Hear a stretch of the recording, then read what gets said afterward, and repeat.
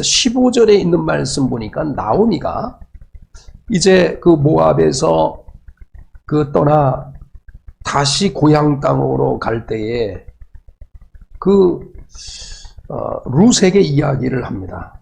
내 동서는 그의 백성과 그의 신들에게로 돌아갔다. 그러니까 너도 동서를 따라 너의 고향 모압 어머니가 있는 곳으로 가라. 그러니까 16절에 룻이 그 어머니에게 한 말씀이 있습니다. 이 세 가지의 말씀을 어머니에게 드리는데 이 세 가지로 드린 이 말씀이 우리들에게 있어서 하늘을 살아갈 수 있는 어떤 방향 설정을 할 수 있는 말씀이기도 합니다. 그 룻이 어머니에게 이렇게 말을 합니다. 어머니, 저를 고향으로 돌아가라고 강권하지 마시옵소서. 그러면서 첫 번째 한 말씀이 어머니께서 가시는 곳에 나도 가고 어머니께서 머무시는 곳에 나도 머물겠습니다. 이 말은 단순한 이야기가 아닙니다. 지금 어머니가 불행한 여인으로서 어쩌면 인생에 있어서 가장 불행의 역사를 지금 그 길을 걷고 있는데 앞으로도 불행의 긴 역사에 함께 참여하겠다고 하는 룻의 결단이기도 합니다. 그래서 어머니께서 가시는 곳에 나도 가고 어머니께서 머무시는 곳에 나도 머물겠습니다라고 하는 이 표현 속에는 어머니에 대한, 부모님에 대한, 어른에 대한 헌신과 효에 대한 마음이 있다는 거예요.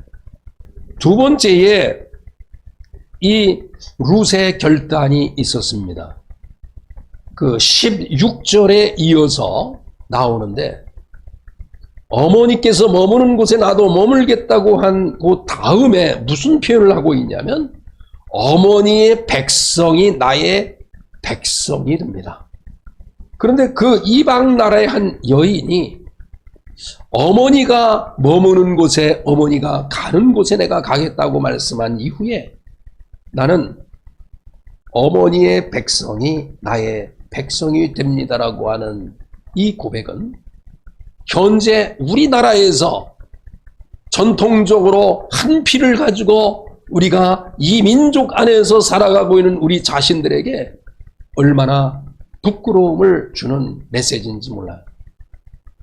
다른 말로 표현하면 우리 주변에 어쩌면 가장 비극의 그 나라인 그 어느 한 나라의 여인이 이 나라에 시집 와서 자기 나라를 위해서 사는 것도 중요하지만 내가 이 나라 대한민국을 위해서 내가 몸을 바치겠습니다. 나의 민족은 대한민국입니다. 민족을 위해 남은 생애를 바치겠다고 하는 룻의 결심. 우리들을 부끄럽게 하는 이러한 결단이기도 합니다. 그리고 세 번째에 16절에서 보면 이런 고백을 합니다. 어머니의 하나님이 나의 하나님이 되십니다. 17절에 보니까 어머니께서 죽으시는 곳에서 나도 죽어 거기 묻힐 것이다. 만일 내가 죽는 일 이외에 어머니를 떠나면 여호와께서 내게 벌을 내리시고 더 내리시기를 원하나이다. 이 룻의 표현에 의하면 하나님에 대한 이 표현을 두 가지로 합니다. 일단 하나님이라고 표현해요.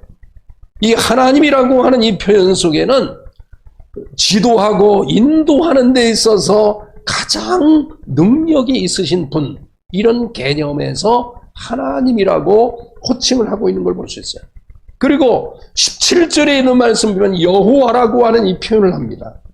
여호와라고 하는 이 표현은 그 당시 셈족들이 다 엘로하고 엘로힘에 대한 하나님에 대한 호칭은 부를 수 있으나 언약 백성만이, 이스라엘 백성만이 부를 수 있는 하나님의 이름이 있습니다. 여호와. 바로 그분은 살아계시다라고 하는 말씀입니다.